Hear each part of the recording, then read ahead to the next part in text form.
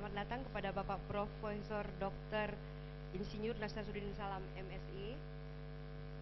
Kita akan ke sesi selanjutnya. Waktu dan tempat disilahkan Pak Prof.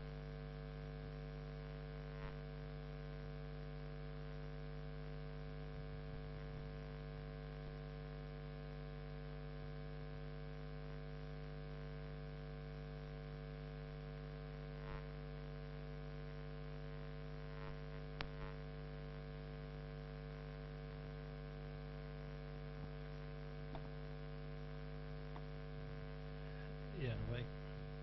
Namun ada yang mau di muka? Tidak mau duduk di muka. Yang di belakang maju-maju ke depannya. Coba maju. Bagaimana mau jadi unggul kalau selalu di belakang?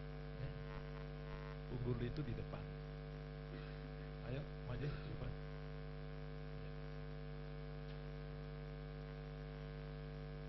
Baik, bismillahirrahmanirrahim. Assalamualaikum warahmatullahi wabarakatuh. Dan salam sejahtera untuk kita semua, Bapak Ibu pimpinan dan seluruh staf yang menangani pelatihan ini, adik-adik semua, dosen relatif muda. Ya, saya disampaikan begitu. Siapa pesertanya? Dosen muda. Ya, muda itu relatif. Karena saya juga masih kategori dosen muda ya. Umur 66 tahun ya. Sudah cukup lama ya. Kalau tidak profesor sudah pensiun. Baik Bapak Ibu ya, alhamdulillahirrahmanirrahim. Wassalatu wassalamu ala asyrofil anbiya'i wal mursalin wa ala sahbihi ajma'in. Kita bersyukur hari ini bersama. Ini tentu sangat penting, sangat fundamental. Makanya judulnya fondasi. Fondasi itu bangunan bisa sampai puluhan tingkat kalau fondasinya kuat. Bapak Ibu ini insya Allah saya doakan semua ke depan jadi guru besar ya, itu fondasi kuat. Itu yang belum S3 ya lanjut S3, nanti jenjangan karir seperti itu. Tapi baru bisa kalau fondasinya kuat. Kalau ilmu pengetahuan saya tidak ragu, karena tidak mungkin Bapak Ibu diterima jadi dosen kalau ilmu pengetahuannya kurang. Keterampilan oke. Sekarang pertanyaannya apa itu perilaku, karena judul di atas ini berkaitan perilaku. Kalau kita bicara akhlak, bicara integritas, itu perilaku. Setiap kali Bapak Ibu di depan kelas mengajar kan harus menyeluruh 3 komponen: kognitif, afektif, psikomotor. Keterampilan dan ilmu saya tidak ragu, itu bisa gampang didapat. Asal mau tekun gampang. Tapi mengenai akhlak, integritas, orang tekun pun belum tentu dapat. Yang merusak bangsa ini bukan orang bodoh. Coba cek data di AI, berapa banyak yang pendidikannya di bawah sarjana yang korupsi. Hampir ada tidak jumpai. Jadi yang banyak korupsi itu sarjana ke atas. Korupsi kenapa? Apa pendidikannya rendah? Tidak. Kemarin Menteri Pertahanan datang ke sini. 80% tambang itu pajaknya tidak diambil, yang dibawa ke luar negeri. Siapa yang kelola pajak? Apa matanya siapa? Ya kan? Kenapa menteri sebelumnya bisa lolos? Kenapa presiden sebelumnya bisa lolos? Itu pertanyaan. Itu persoalan integritas. Siapa di sini yang pernah saya wawancarai waktu diterima jadi dosen? Masih ingat salah satu pertanyaan saya?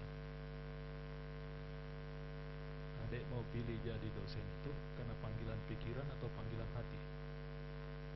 Adik lulus karena adik jawab panggilan hati. Seandainya bilang panggilan pikiran, tidak lulus. Kenapa tidak lulus? Ya, karena adik ini mau diangkat jadi pendidik, bukan hanya pengajar. Pendidik muaranya bukan hanya di otak, tapi harus ditambah di hati. Makanya kalau ada seseorang berbuat tidak baik, dia tidak mengatakan saya kira dia orang pintar, kenapa bisa begitu, tapi saya kira dia orang berpendidikan.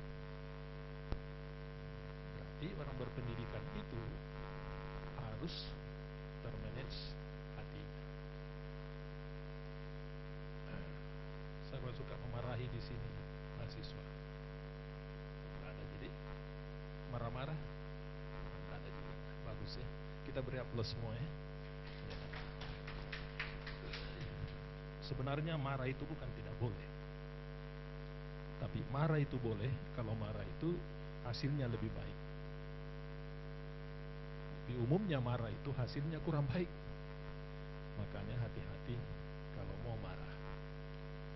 Orang kuat itu bukan orang yang bisa mengalahkan lawan-lawannya, tapi orang yang bisa mengendalikan hawa nafsunya, di mana sudah bisa marah, tapi dia ganti dengan senyuman. Siapa di sini yang harusnya marah tapi senyum? Coba angkat tangan. Marah ganti senyum. Karena saya lama praktekkan itu. Sebenarnya saya sudah marah, tapi saya senyum-senyum. Dan makin halus saya punya bahasa, itu sebenarnya makin marah saya. Contoh ya, kan saya kenal baik Adinda ya. Kalau saya bilang, kenapa Ki begitu? Itu sebenarnya saya marah sekali. Nah, itu cara kita merubah orang. Ya, karena Bapak Ibu ini orang-orang hebat semua. Ya, orang-orang hebat semua. Jadi dimarahinya juga dengan cara-cara hebat. Tidak boleh dengan cara biasa. Oke ya. Jadi baru pendahuluan ini tadi. Baru slide pertama. Fondasi. Jadi di materi adik bisa baca lewat AI boleh sekarang kan. Kita kasih soal mahasiswa. Mari ada saya marahin mahasiswa S3. Ya. 3 orang, semua jawabannya diambil dari AI. Terus saya tanya ulang, panggil, tidak ada yang bisa dia jawab. Sekarang soal apa yang tidak dijawab oleh AI? Kita tidak mungkin melarang memakai itu, tapi yang kita harus adalah jujur mengatakan saya ambil dari AI, kemudian mengerti apa yang ditulis itu. Karena yang di AI itu belum tentu benar. Kan tadi big data kan? Ada teman saya bertanya terus, terakhir dia tanya, apakah bidang ilmu saudara atau bapak apa? Terus dia bilang, saya bukan manusia. Karena memang dari big data kan. Coba ada klik sesuatu, hitung detik keluar hasilnya. Kalau manusia bisa enggak? Tidak mungkin. Tersusun rapi lagi ketikannya, tidak mungkin. Nah, itu dari big data. Apalagi ini juga saya ambil dari peraturan Permendikti nomor 39 tahun 2021 tentang aturan integritas. Silakan baca kode etik dosen dan kode etik mahasiswa. Baik Bapak Ibu yang saya hormati, apa yang perlu kita capai pada pelatihan kali ini? Pertama, bahwa seseorang itu bisa dikatakan unggul kalau ada identitas profesionalnya di dalamnya berakhlak. Salah satu akhlak yang bisa dilihat secara fisik adalah kesantunan. Makanya bahasa umum, makin santun seseorang makin mulia.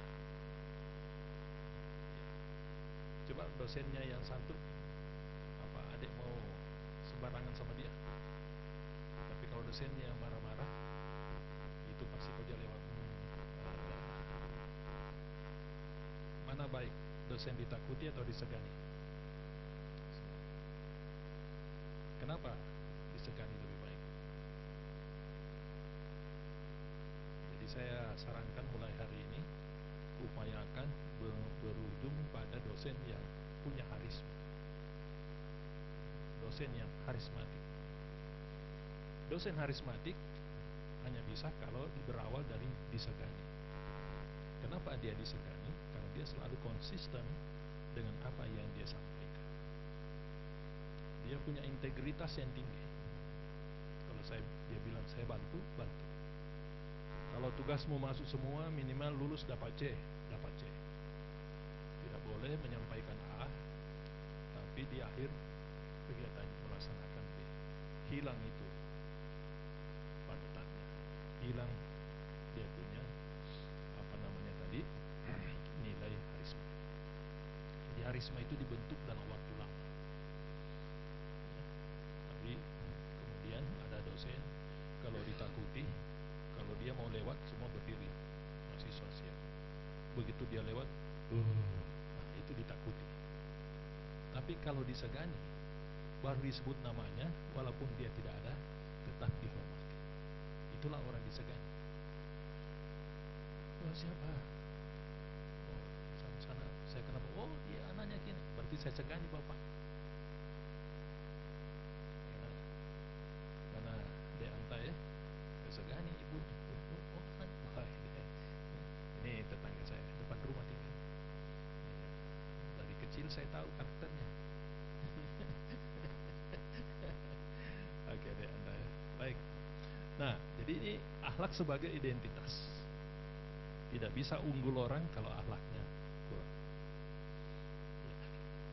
Yang kedua adalah integritas sebagai pondasi kepercayaan.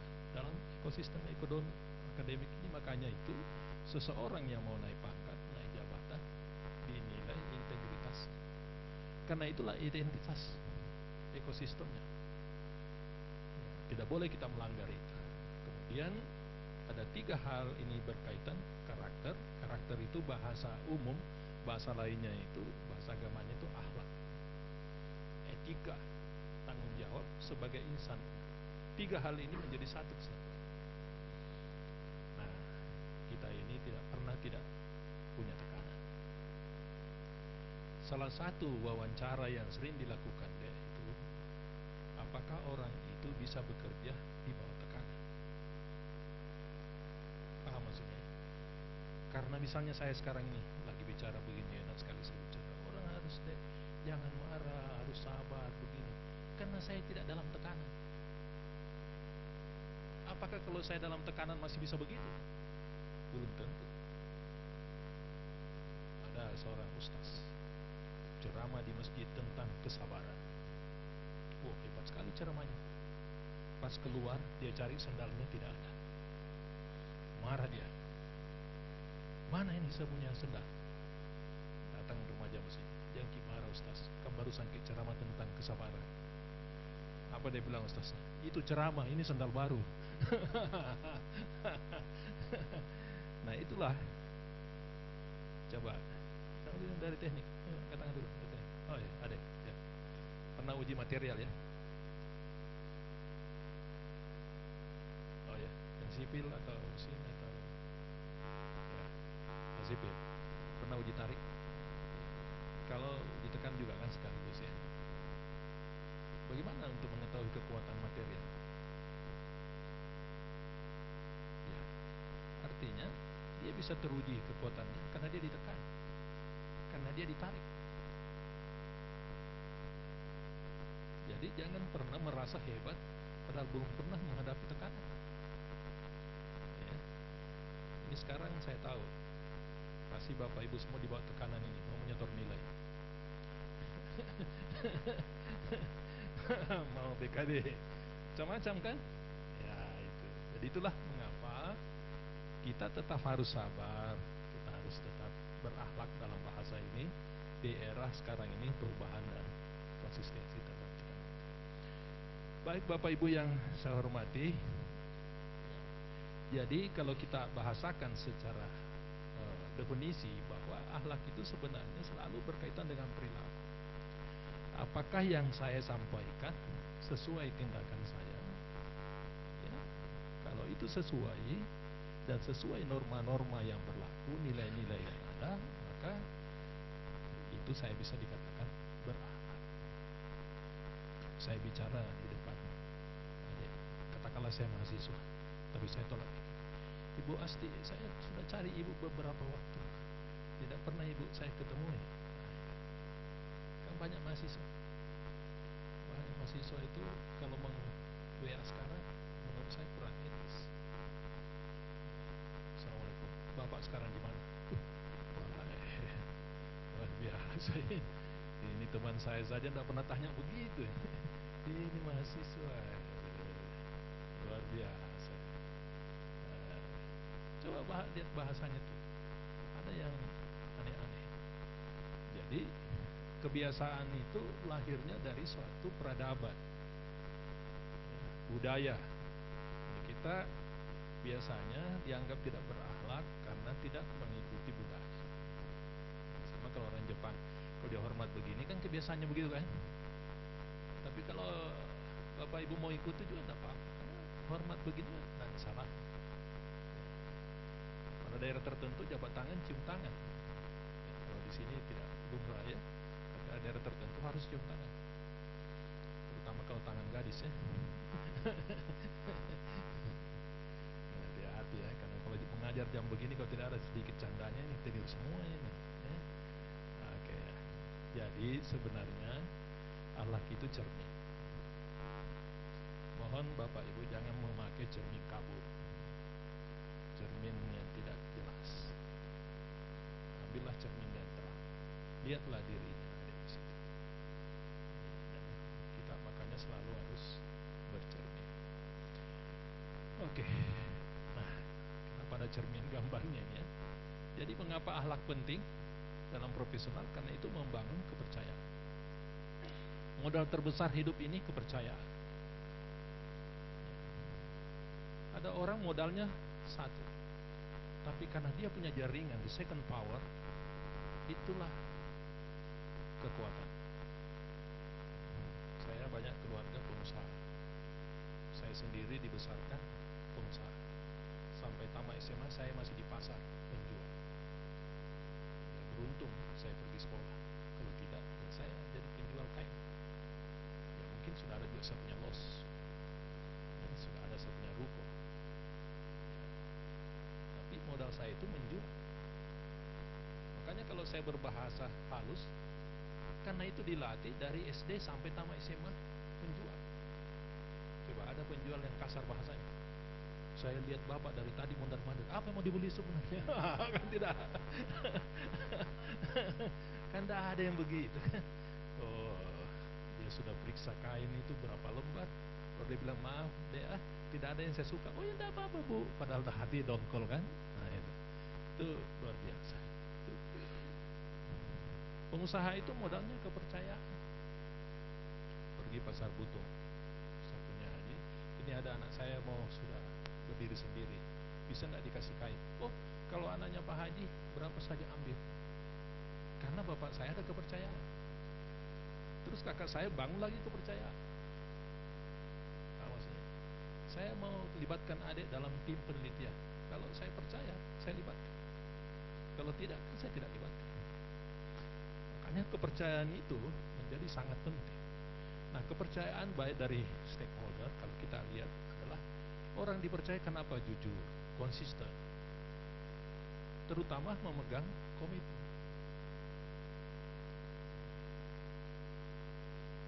Suatu waktu ada rapat, di dalam rapat semua setuju. Begitu keluar dari pintu situ, ada yang ngomong, sebenarnya saya tadi itu tidak setuju. Itu orang tidak punya komitmen. Kalau memang tidak setuju, ungkapkan di dalam rapat. Apapun keputusan rapat, karena kita bagian dari itu, maka harus melaksanakan keputusan itu. Itulah komitmen. Itulah komitmen. Kemudian menciptakan lingkungan kerja yang sehat. Akhlak positif mampu mengurangi konflik internal. Kalau ada orang tidak mau mengalah, itu akan muncul konflik. Apalagi kalau dia sudah mengungkapkan, saya tidak pernah salah. Ya saya pernah temui itu. Makanya kalau ada orang saya panggil, baru mengatakan maaf saya salah, langsung saya berubah 180 derajat. Karena itu berarti akhlaknya bagus, komitmennya bagus. Ya masalah kalau sudah salah tidak ngaku salah. Ada yang pernah ditahan polisi di sini karena melanggar lalu lintas. Pernah. Nah, mau caranya supaya tidak ditilang. Nah, begitu Bapak ditahan sama polisi, ini polisi sendiri yang kasih tahu saya. Ya, dan saya sudah buktikan betul tidak ditilang. Polisi lalu lintas yang kasih tahu saya. Begitu Bapak adik ditahan, berhenti dan turun dari mobil, baru hormat. Ya betul ini. Nah, hormat, mohon maaf, saya tadi hilap, saya salah. Mohon dikasih kartu tilangnya. Itu polisi akan berpikir 3 kali. Ini bukan orang sembarangan. Karena dari 100 orang ditahan belum tentu ada satu yang mengaku salah. Coba, waktu ditahan kita tidak mengaku salah toh? Meminta maaf saya, tapi tidak mengaku salah kan? Harusnya maaf Pak, saya salah. Biasanya, dan saya alami itu, jawabannya apa? Tidak apa-apa, lain kali jangan lagi. Siap. Selesai. Ingat ya, orang baik itu bukan orang yang tidak pernah berbuat salah, tapi orang yang menyadari bahwa itu salah dan dia tidak akan ulangi lagi. Paham maksudnya? Ya. Saya tanya itu polisi, kenapa Bapak takut? Bilang, pasti sebentar saya dia yang dipanggil pimpinan, karena orang yang minta kartu tilang itu bukan orang sembarangan. Saya sangat senang karena dia langsung hormat, turun dari mobilnya, berarti dia menghargai saya. Jadi itu suatu nilai yang sebenarnya dasar saja. Ya. Coba Pak Akram sudah punya keluarga? Oh, alhamdulillah. Kalau istri tak marah dan kita marah juga, kira-kira berapa jam baru berhenti? Lama kan? Ya. Tapi kalau Bapak bilang, saya mengerti kenapa adik marah dan saya akui itu kesalahan saya, kira-kira masih marah lagi? Paling dia bilang, saya bikin kegit teh. Kan gitu. Jadi sebenarnya permasalahannya itu kita bisa mengurangi konflik kalau kita selalu membangun membangun akhlak yang positif, pemikiran yang positif. Coba Pak Karim, sudah ada keluarga juga? Iya.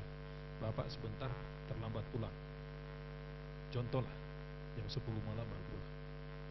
Nah biasanya maghrib sudah di rumah, sudah itu makan malam bersama. Terus istri Bapak tanya, kenapa Ki baru pulang?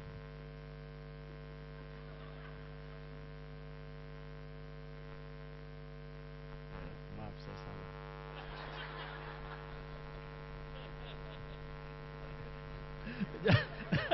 Jangan begitu. Itu langsung menyerah. Sebenarnya bisa juga memberi sedikit motivasi. Ya, karena itu sebenarnya banyak itu kata-kata sederhana tapi itu mengikat kebahagiaan. Ya, begitu juga banyak kata-kata sepele itu yang membuat neraka.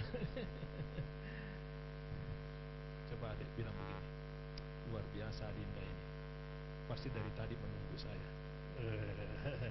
Ya kan? Karena ada kebiasaan yang tidak berjalan.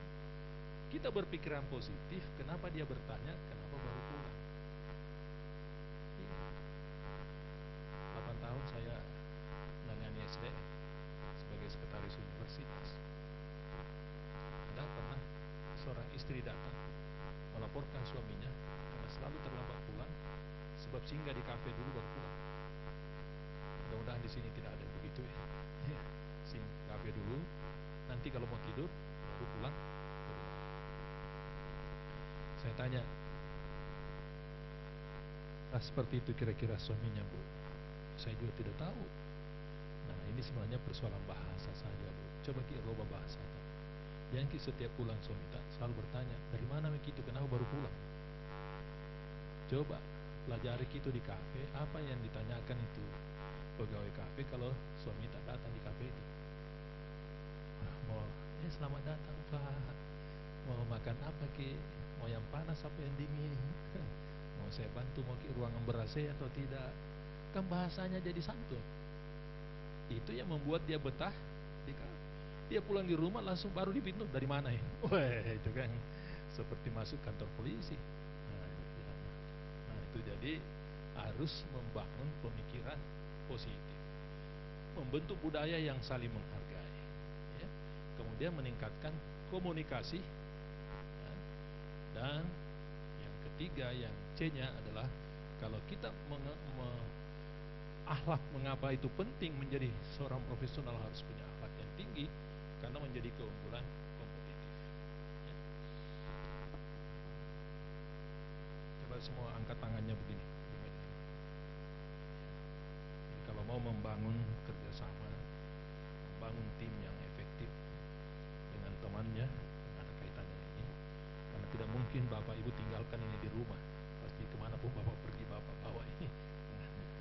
Yang pertama, kasih keluar jempolnya. Kita harus bisa menghargai orang lain. Penghargaan, menghargai keluarga, menghargai anak. Siapapun harus kita hargai. Kita harus selalu berpikir positif. Yang kedua ini, jangan karena adik sudah dosen, ada masyarakat memberi petunjuk tidak diterima. Jangan. Kita harus siap menerima petunjuk dan memberi petunjuk. Yang ketiga, kita harus adil. Adil itu bukan berarti sama. Adil itu proporsional, ya. Yang keempat, coba mana cincin tak kita taruh? Yang ada cincinnya di mana? Biasanya ini tempat cincin kan, jari manis. Artinya apa? Kita santun. Oh, itu ada cincinnya kan di sini. Nah, ya. Jadi orang itu bisa bersama karena santun, saling menghargai. Yang terakhir, masih ingat Pak Akram waktu kecil? Kalau kita mau dengan anak setamata kecil mau kerjasama bagaimana? Begini kan? Itu namanya kerjasama. Karena kalau dibalik begini, ijak kabur. Nah,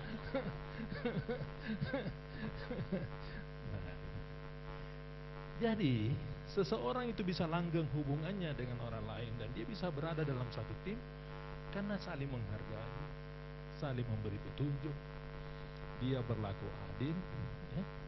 Kemudian dia santun dan bekerja sama. Kapan tidak terjadi itu akan sulit membangun tim. Kenapa saya sebut ini? Karena adik mau masukkan proposal penelitian kan? Tanggal 29 terakhir ya, ingat ya? Pasti membangun tim. Nah, itu. Kalau adik mau bangun tim, pasti pertama disebut namanya seseorang. Apa yang muncul? Bukan ilmunya, tapi bisakah dia bekerja sama? Itu kan berarti substansinya bukan di ilmu, tapi kembali lagi pada akhlak dan integritas. Nah, kemudian kita tidak mungkin dikatakan berakhlak kalau integritas kita kurang. Makanya sebenarnya itu integritas bahagian dari akhlak. Cuma kadang dipisahkan bahasa. Ini baju yang saya pakai ini baju pembagian untuk komite integritas. Kebetulan saya ketua komite integritas.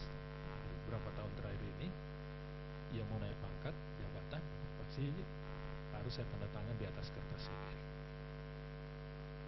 Kalau tidak ditolak dikti, ditolak rektor. Itu terakhir, garda terakhir.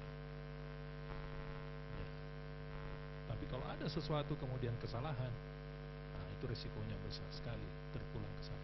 Sebentar saya kasih lihat resikonya ke saya. Bukan resikonya ke orang itu. Karena saya menjamin bahwa dosen ini berintegritas. Baru kemudian tidak, maka saya yang kena. Itu bahayanya. Kita bahaya. Makanya kita ada sebentar dilihat checklist. Saya akan menyampaikan berdasarkan checklist semua oke. Dan yang menceklis itu bukan satu orang, 15 orang. Terus kayak terakhir. Nah, itulah jadi supaya tidak terpulang hanya ke saya. Itu harus konsisten. Integritas itu orangnya konsisten, tidak memanipulasi data, berani mengakui kesalahan. Dia punya tanggung jawab kalau orang sudah akuntabel. Kan adik sudah latsar ya. Ya, latsar itu tagline berakhlak. Itu berorientasi pelayanan, lagi akuntabel, lagi harmonis, kompeten, loyal. Alhamdulillah, kita beri aplaus ya. Ternyata masih diingat ya. Tapi ingat, berakhlak yang dimaksud kita itu bukan itu, tapi akhlak. Kalau seseorang itu sudah punya akhlak yang tinggi dan diterapkan akhlak itu, teori akhlak itu atau nilai-nilai akhlak itu, maka dikatakan dia berakhlak. Sama, kenapa seseorang itu dikatakan berilmu? Ada yang bisa jawab? Kapan seseorang itu dikatakan berilmu? Bapak ibu semua ini orang berilmu. Kenapa? Karena dosen. Dosen selalu memberikan ilmunya kepada mahasiswa.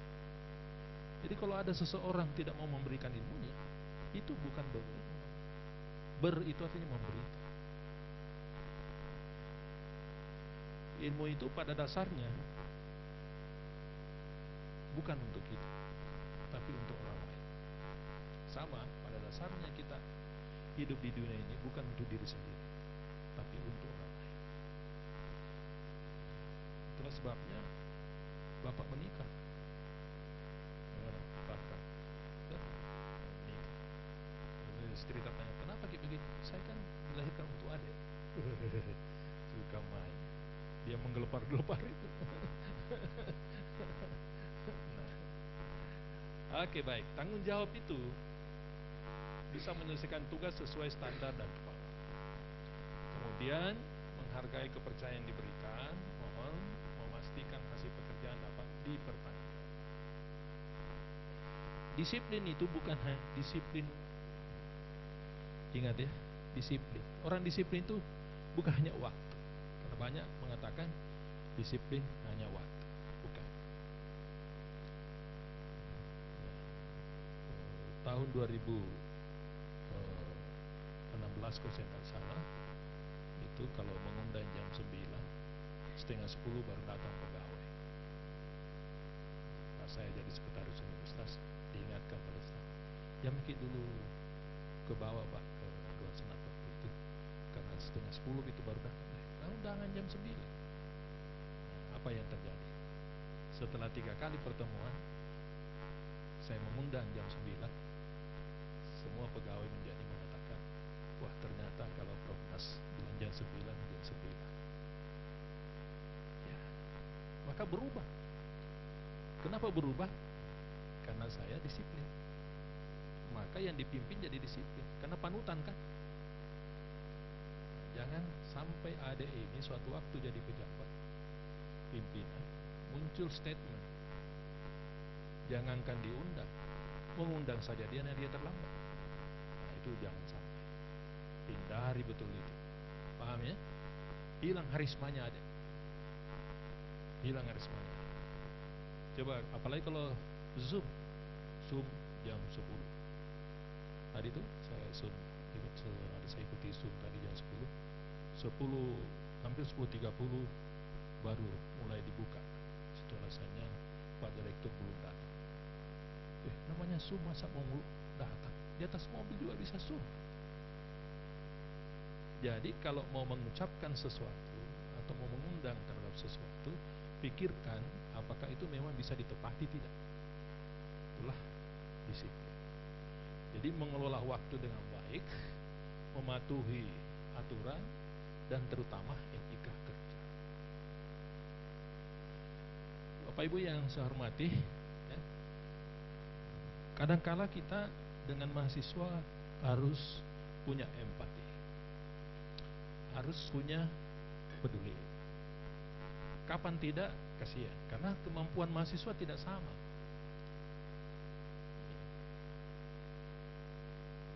Pernah di sini mengalami sebenarnya tidak bisa lulus, tapi diluluskan karena empati dan kepedulian. Kenapa? Karena yang bersangkutan mengalami musibah. Contoh, Ada seorang mahasiswa tidak bisa menjawab karena ada jadi kuli bangunan. Kenapa jadi kuli bangunan? Karena orang tuanya meninggal. Jadi waktu dia ujian akhir, tidak ada yang bisa dia jawab. Salah satu penguji mengatakan, karena tidak ada yang bisa dijawab, saya tidak kasih lulus. Saya tidak mau ini anak lulus. Tidak ada yang bisa dia jawab. Nah, rupanya pembimbingnya tahu ini masalahnya. Dia bilang, coba kau ceritakan kenapa kau tidak bisa jawab. Coba tanya Ki, Prof, kenapa dia tidak bisa jawab? Tanyalah, kenapa kau tidak bisa jawab? Begini Prof, saya punya orang tua baru saja meninggal, begini. Setelah selesai diterangkan itu, langsung pembimbingnya bilang, itu dia sudah jawab pertanyaannya. Pertanyaan Bapak kan sudah dijawab. Itu jawabannya. Ya kalau begitu saya kasih lulus. Padahal keluar dari substansi kan? Keluar dari substansi. Ya, karena sebenarnya tidak mungkin dia tidak bisa kerjakan itu kalau seseorang itu tidak terganggu dengan tadi musibah. Suatu waktu pasti Bapak Ibu pernah mengalami kejenuhan kan? Itu namanya fatigue, lelah. Kalau Bapak pulang ke rumah sudah capek sekali, lebih baik tidur dulu baru kerja. Karena itu sangat berbahaya kalau dipaksakan, apalagi kalau ada lagi gangguan pertanyaan. Apa itu dikerja? Pulang ke rumah kerja lagi, laptop lagi, wah tambah jengkel ada. Lebih baik istirahat. Ya. Jadi sebentar itu seseorang itu ada batas, ya. Makanya empati itu diharapkan tidak menghakimi. Ya, kita tidak menghakimi mahasiswa.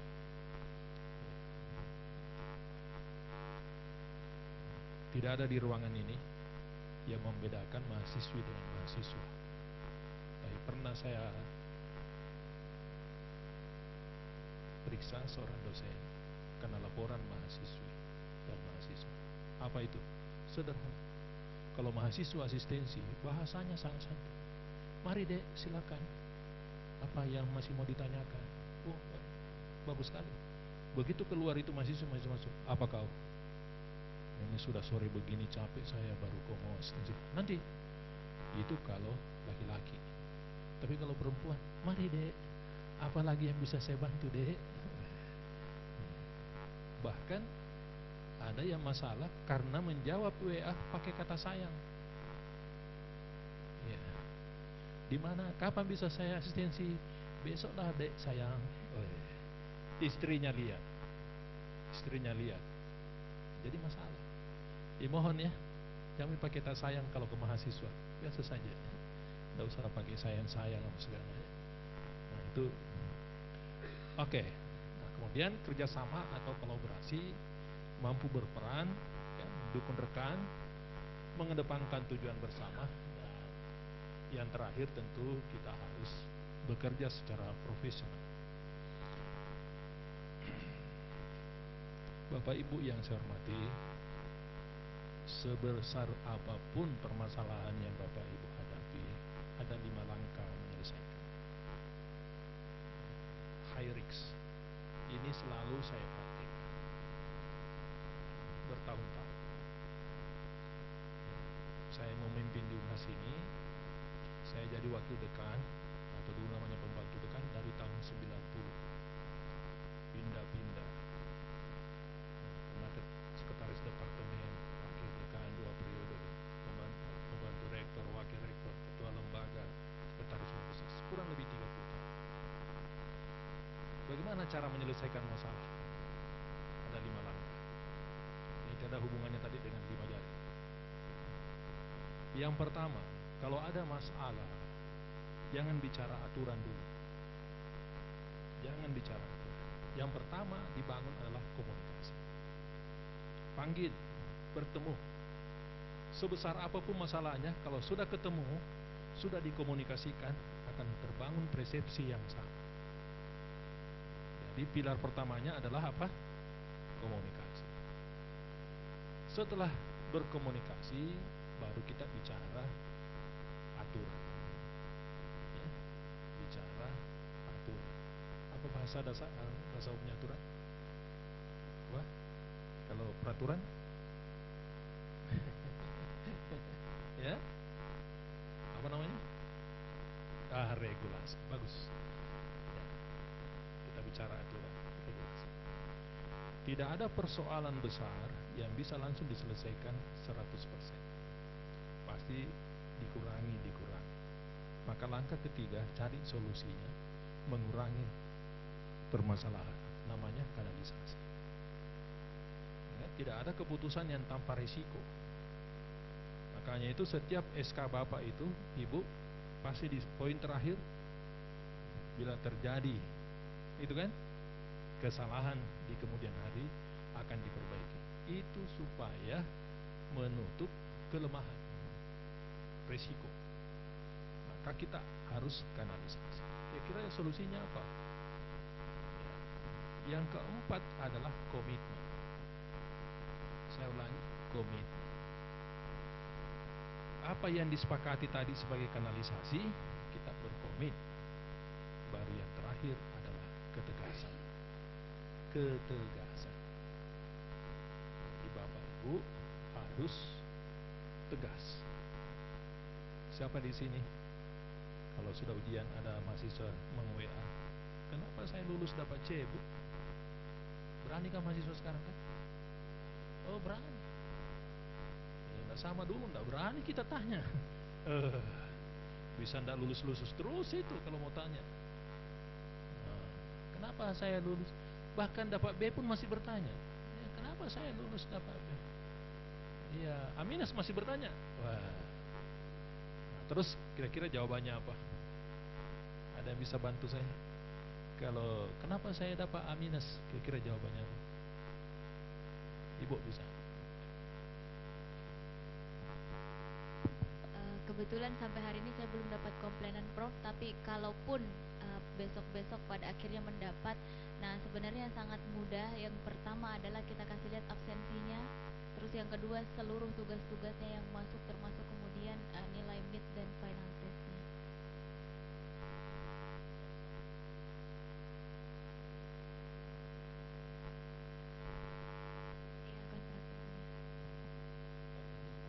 Ada kontrak ya. Ya, jadi kalau saya dia perdana dulu ada ikut. Ya. Apa dasarnya sebab lulus? Nah, apa kelemahanmu? Ya, kurang tugas. Kalau begitu kau sudah tahu kan? Paham maksudnya ya? Kontrak. Nah, sesudah kontrak dia bisa terima, nah itu tadi. Karena memang di akreditasi internasional pun kita itu harus bisa memperlihatkan pekerjaan mahasiswa. Apakah itu tugas, apa itu jawaban ujian, dan kehadiran. Oke, baik. Nah, mana integritas? Ini nggak lama lagi. Ini saya percepat karena sebentar ada diskusi, ada studi semacam kasus lah begitu. Jadi kalau begitu, apa makna integritas dalam dunia kita ini, dunia akademik? Intinya kejujuran, konsistensi, dan menjunjung tinggi etika. Itu intinya. Makanya Unhas punya kode etik kan? Kode etik dosen, mahasiswa, kode perilaku, tendik. Ada kode etik, kode bersasa santri. Kita harus jaga itu. Kita harus jaga itu. Saya tidak mau menyebut lembaganya, karena itu tidak etis. Tapi ada tentu kira tahu ada rektor yang diberhentikan sementara. Bukan karena tidak pintar, bukan karena kemampuan manajemennya, tapi karena pelanggaran etika.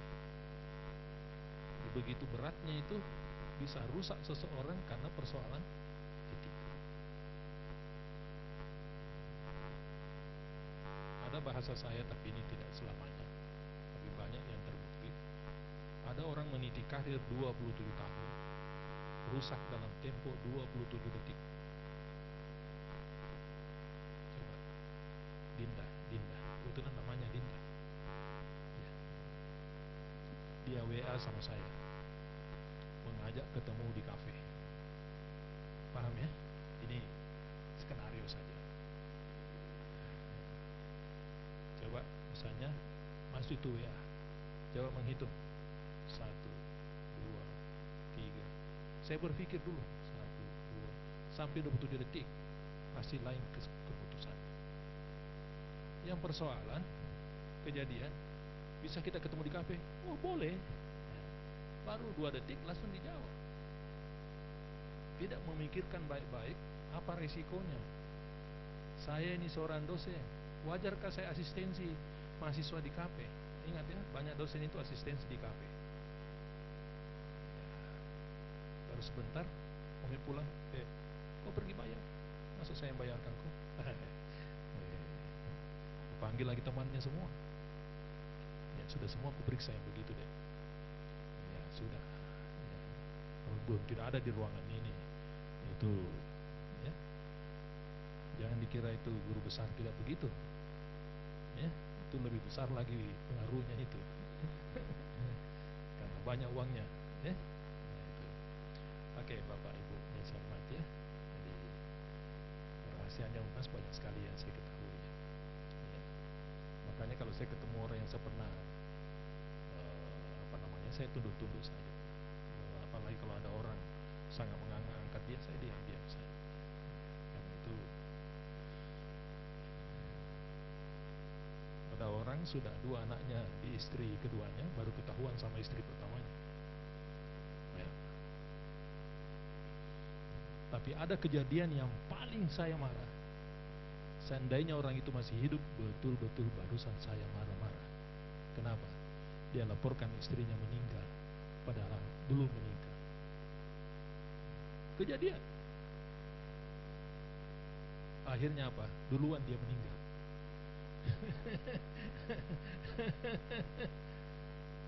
Nah, waktu meninggal suaminya ini yang dosen, istrinya bukan. Datanglah istrinya itu yang pertama. Benar? Kenapa? Karena gajinya itu sudah pindah ke istri kedua. Karena laporan suaminya, istri pertamanya meninggal, dia kasih masuk. Saya yang tanda tangan, karena ada dari lurah apa semua bukti-bukti, sampai terproses di BKN. Jadi saya hampir kena juga. Jadi waktu datanglah ibu itu, langsung semua, saya kira ibu sudah meninggal. Waduh. Mbak itu kepala BKN yang saya kenal baik, alhamdulillah dia tahu bahwa itu bukan sengaja kita memanipulasi. Yang almarhum ini, yang meninggal ini yang memanipulasi. Ingat itu ya. Ya. Jadi hal-hal begini kita bisa mengatakan masa ya, tapi itu terjadi. Jadi janganlah bermain-main. Kenapa seseorang itu tinggi sekali hukumannya kalau berkaitan dengan pelanggaran yang saya katakan tadi? Karena seorang pegawai negeri, kalau laki-laki mengganggu wanita yang punya suami, itu pemecatan. Seorang wanita pegawai negeri mengganggu laki-laki yang punya istri, pemecatan. Tapi seorang laki-laki PNS mengganggu 10 gadis, tidak dipecat. Karena gadis semua yang dia mengganggu. Jadi Pak Ikran kalau mengganggu yang gadis ya. Yang memberatkan yang saya sampaikan tadi, karena yang dia ganggu adalah sudah punya suami. Itu permasalahan. Jadi jangan sampai yang mengenai adik sudah orang punya suami masih dipanggil sayang-sayang. Itu hati-hati ya, terekam. Baik. Nah, jadi kita harus jaga integritas. Selalu saya kira turun di sini. Ini jadi saya nanti materinya ini sudah dibagikan ya sebentar ya. Nah, jadi bangun kepercayaan, sekali lagi bangun kepercayaan. Ini khususnya teman-teman saya sesama laki-laki, satu kali adik tidak dipercaya, panjang sekali itu tidak dipercaya, apalagi kalau yang tidak percaya itu istrinya. Bisa terungkap itu kejadian 20 tahun lalu masih ada. Jadi jangan coba-coba tidak dipercaya ya? Tidak boleh itu. Jadi jangan coba-coba kira sudah minta maaf ada sampai bilang karena saya sudah terima maafnya, saya punya suami, tapi saya belum bisa melupakan perlakuannya. Bayangkan itu, maaf diterima, perlakuan tidak. Jadi luar biasa. Jadi percaya, dosen percaya pada keseriusan mahasiswa. Ingat adik-adik, saya ini promotor, sudah berapa banyak orang yang saya bimbing S3. Salah satu yang saya nilai, apa dia sudah bisa ujian doktor atau belum, keseriusan. Keseriusan, bukan kepintaran. Makanya sama di sini yang S3 di luar negeri, katanya. Ya, salah satu penilaian promotornya keseriusan kan? Ya, Bapak di mana selesai? Ya, bidang eksakta. Kemana? Di laboratorium. Ada penelitian laboratoriumnya. Sampai berapa jam di laboratorium? 7-8 jam kan? Hari-hari. Ya, sampai bosan. Ya, tapi promotornya selalu lihat kan? Itu yang dilihat. Adek kapan waktu bisa ke bawah, lihat saya punya ruangan dan ruangan yang saya bimbing di sebelah. Selalu saya amati siapa-siapa yang dia kerja, apa dia kerja lagi. Kalau dia serius, pasti promotornya cepat menyelesaikan. Tapi kalau sudah panggil saya, sudah 2 bulan saya lihat, kapan lagi? Atau 3 bulan baru datang, bisa asisten seperti terakhir apa kau punya? Kita kan sudah lupa.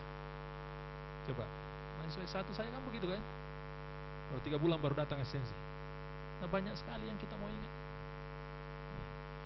Masa kita mau habiskan pikiran untuk hari ini? Besok apa lagi yang dipikir kalau habis semua kan? Tidak mungkin kan? Nah, gitu. Baik Bapak Ibu, kita harus menghindari kecurangan dan seterusnya. Nah, saya mau masuk di aturan ini. Silakan nanti diunduh, ada juga di laptop saya.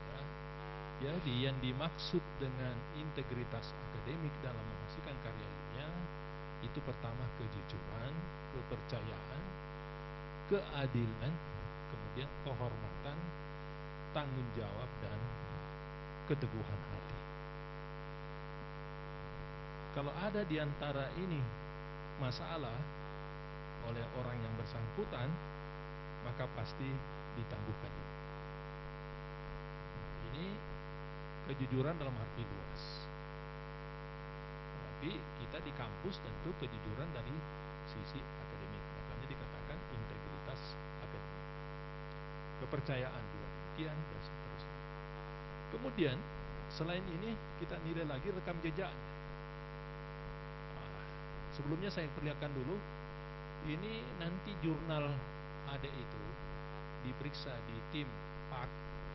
Apakah jurnalnya itu bukan fabrikasi, apa bukan falsifikasi, apa bukan plagiat, apa bukan kepengarangan yang tidak sah, atau ada konflik kepentingan dan pengajuan jahat. Kalau mau lihat ini jelasnya di pasal 10. Ada berapa? Ya, kasih lihat. Lolos berarti lolos di tim PAK. Berarti jurnalnya baik. Oke ya.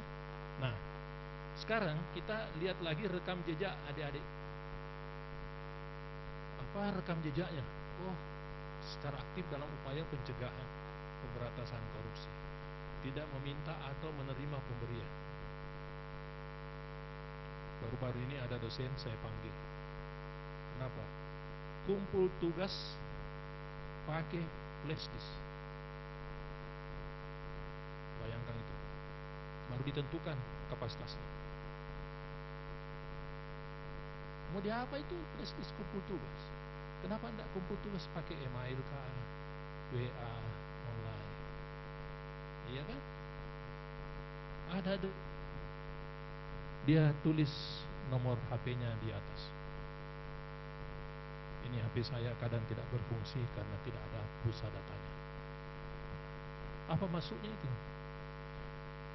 Maka berinisiatiflah kalau mahasiswa kirimi data pulsa. Ya kan itu diperiksa. Saya tidak pernah minta. Tapi kenapa ditulis itu Pak di papan bahwa kekurangan pulsa data?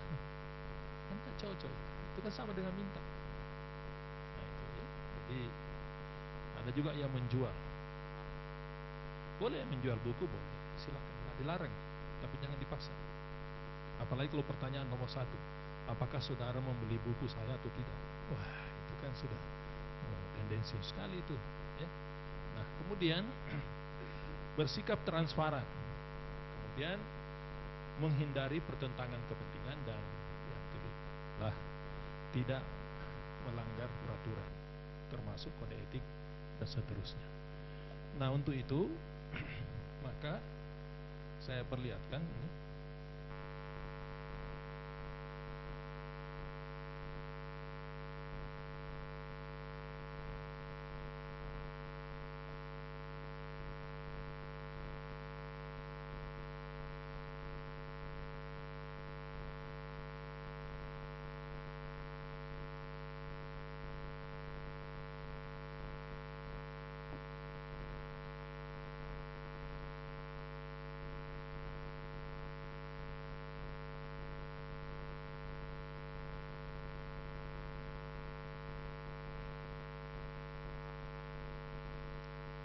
Jadi ini nanti yang saya katakan tadi ditandatangani oleh tim, ya, ditandatangani oleh tim sebanyak 15 orang dalam berita acara ini.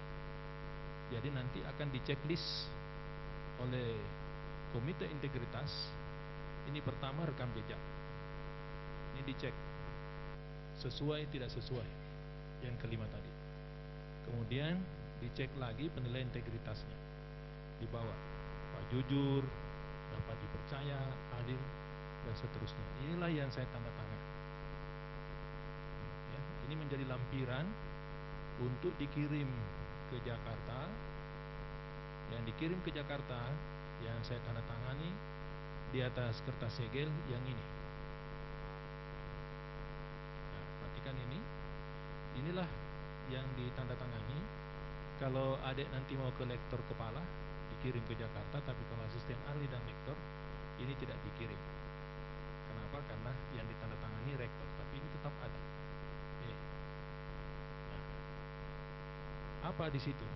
Bahwa yang bersangkutan memiliki integritas, kinerja, tanggung jawab, dan tata krama. Artinya tidak ada pelanggaran integritas akademik. Inilah yang saya harus pertanggungjawabkan. Kalau apabila di kemudian hari terbukti bahwa ada pelanggaran integritas, maka tim komite integritas akademik ikut bertanggung jawab. Nah, itulah yang saya tanda tangan ini nanti di atas kertas materai. Jadi berat sekali itu. Hanya saya ingatkan, karena adik-adik ini tadi dari awal saya sudah doakan semua akan jadi guru besar, ya. Ini yang penting dek ya, mulai dari sekarang adik perhatikan itu ranting ilmunya. Apa ranting ilmunya di sistem? Apakah adik mau konsisten di situ terus? Karena sekarang itu yang selalu menghalangi orang naik pangkat. Itu ranting ilmu. Ini nih ya. Ini. Jadi itu harus ada dia punya ranting keilmuannya. Dia diangkat itu lihat dalam bidang ilmu, penugasan, garis miring keahlian, kompetensi, garis miring kepakaran. Kepakaran itulah ranting ilmunya. Contoh saya apa? Teknik mesin. Itu pohonnya. Cabangnya apa? Konversi energi. Rantingnya apa? Mekanika fluid. Paham maksudnya? Ada yang tertolak baru-baru ini. Dia tulis ranting ilmunya ilmu hukum. Kan ilmu hukum itu pohon kan? Ya. Dia dosen di mana? Dia dosen di misalnya statistik. Apa ranting ilmunya? Statistik. Bukan. Itu pohon. Kalau adik apa sudah ada di sister? Bukan. Apa ranting ilmunya? Apa? Reproduksi. Di prodi mana? Itu berarti itu sudah bagian dari ranting. Nah, sekarang kalau adik sudah tetapkan ranting ilmunya, katakanlah A, maka usahakan mengajar bidang A. Itu segitiganya ya. Usahakan surat tugas mengajarnya atau mata kuliahnya ada yang berkaitan dengan bidang A. Terus karya ilmiahnya dengan bidang A tadi. Itulah yang paling lancar. Saya ulangi, ranting ilmunya A, ditugaskan mengajar bidang A, dan karya ilmiahnya A. Ada ranting ilmunya A, mengajarnya B, karya ilmiahnya C. Bagaimana bisa? Susah. Ingat itu. Yang dinilai di sini adalah kesesuaian. Perhatikan ya, yang dinilai adalah kesesuaian. Bukan linear ya. Buang jauh-jauh itu kata linear. Kesesuaian dari 3 hal. Baik.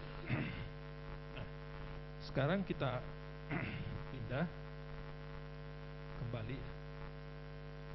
Kalau yang saya maksud tadi di pasal 10 itu, saya perlihatkan saja sepintas.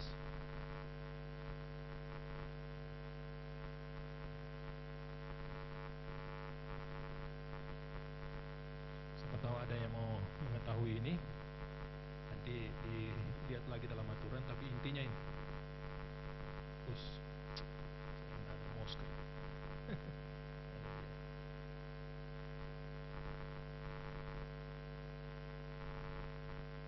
Perhatikan indeks ya. Yang dimaksud pabrika itu kalau ada pembuatan data, penelitian atau informasi fiktif. Artinya tidak ngambil data, buat sendiri data. Kalau falsifikasi itu perekayasaan data atau informasi penelitian. Plagiat saya kira sudah paham, mengambil sebagian atau keseluruhan tapi tidak menyampaikan. Kemudian kalau kepengarangan, ini ya, jadi seseorang yang tidak memiliki kontribusi. Misalnya ada orang tiba-tiba kasih menghitungin nama aku di situ ya. Nah, itu kepengarangan. Padahal bukan bidang ilmunya. Kemudian konflik kepentingan saya kira jelas, dan pengajuan jamak.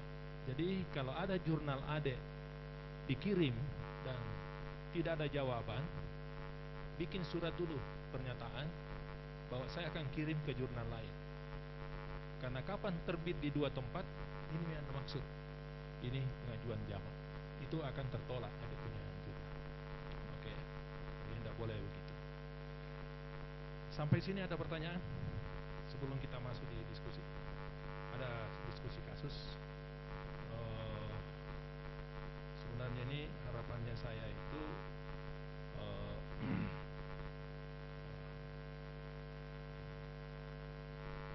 nanti sebentar saya kembali ke sini. Ini dulu. Tidak kelihatan di atas. Oh, kalau masih ada waktu, saya akan jelaskan lagi.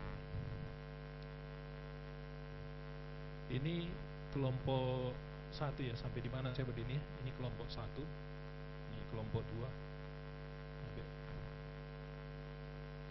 kelompok 1, karena ini tidak harusnya 3 ya, sampai sini. Nah, yang belakang semua biarnya kelompok 3 di. Ya. Oke, kelompok 1. Kelompok 1, yang mana tadi kelompok 1? Oke. Pertanyaannya ini, kasusnya. Rekan menyarankan Anda meniru laporan tahun lalu agar cepat selesai. Bagaimana menjaga akhlak tanpa menciptakan konflik? Itu saja dijawab. Silakan diskusikan jawabannya. Yang kelompok 2, mana kelompok 2? Oke, baik. Etika media sosial ya. Di tengah kemarahan, Anda ingin mengunggah keluhan kerja ke media sosial.